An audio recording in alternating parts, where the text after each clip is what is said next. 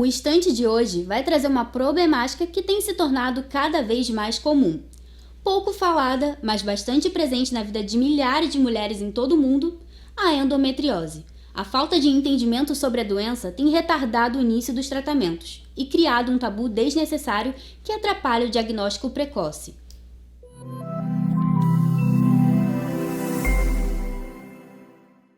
A endometriose é uma doença inflamatória da nossa pelve. Ela é constituída por a formação de tecido bem parecido com o tecido endometrial. Então, o tecido endometrial é aquela camada interna do útero, aquela camada que cresce, menstrua e, enfim, se regenera, né, a cada ciclo menstrual. Ela é responsiva ao hormônio. Então, é como se o tecido endometrial estivesse crescendo em outras partes da nossa pelve fora do útero. E aí é fácil da gente entender que quando a gente tem, né, um tecido, que é um tecido anormal, em algum lugar da nossa pelve, e ele responde ao hormônio, a gente eventualmente ao longo dos anos vai ter nodulações, sangramentos dentro da pelve que vão causar os sintomas característicos da endometriose.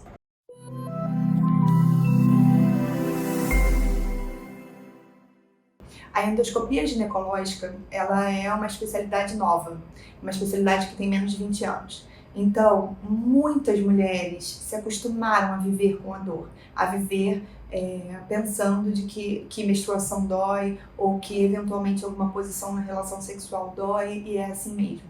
Isso está completamente equivocado. Existe um estudo dizendo que as mulheres com endometriose passam por, no mínimo, 5 médicos antes de fazer o diagnóstico de endometriose.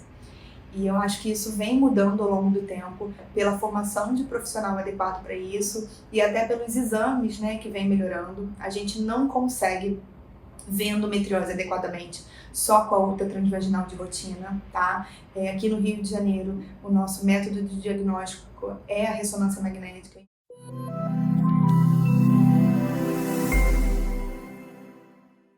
Sem dúvida nenhuma, é a dor pélvica crônica, tá? São pacientes geralmente que menstruam e sentem muita dor, ou até depois da menstruação continuam com uma dor crônica.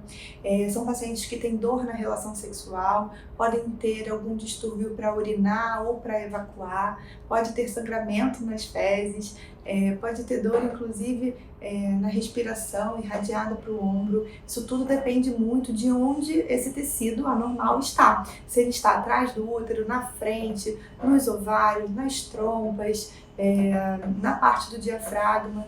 Então, os sintomas da endometriose dependem muito qual é o panorama atual daquela pelve ali em relação às lesões endometrióticas.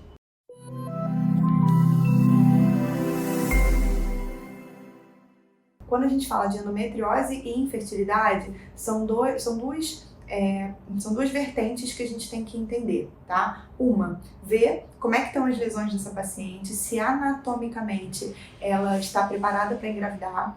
E dois, a gente tem que tentar abaixar o máximo do caráter inflamatório da pelve dessa paciente para ela conseguir uma gestação.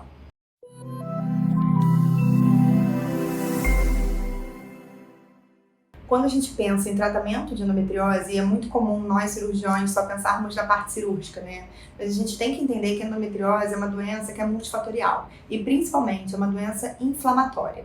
Então a gente tem que começar o tratamento mudando um pouquinho o estilo de vida dessa paciente. Então o acompanhamento com um nutricionista é essencial para a gente começar a entender um pouquinho quais alimentos pioram a inflamação dessa pelve ou quais alimentos ela deve evitar. Tá? Então, manter uma dieta anti-inflamatória é essencial. Existem alguns complementos vitamínicos que a gente faz também para tentar melhorar um pouquinho essa parte inflamatória. A gente tem que tentar introduzir uma atividade física, tá? Hoje em dia tem estudos em relação ao yoga que melhora muito, em relação à acupuntura. E tem vários tratamentos comportamentais que a gente pode adicionar ao tratamento, vamos dizer assim, medicamentoso.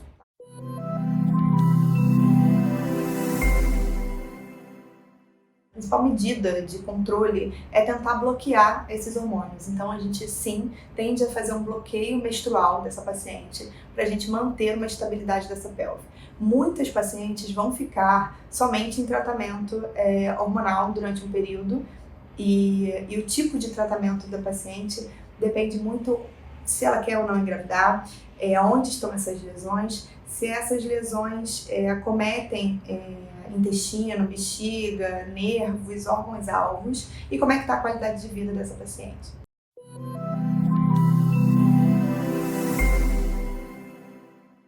A cirurgia de endometriose, ela deve ser uma cirurgia única, efetiva e muito bem indicada, tá? E geralmente a gente indica essa cirurgia em 3 situações. Quando a paciente já fez o tratamento hormonal, já ficou bloqueada durante um período e realmente não tem uma boa qualidade de vida, tá? A paciente não consegue ter relação sexual, por exemplo, porque tem muita lesão ali na parede posterior. Quando a paciente está tentando engravidar e não consegue, a gente também tende a fazer uma parte cirúrgica.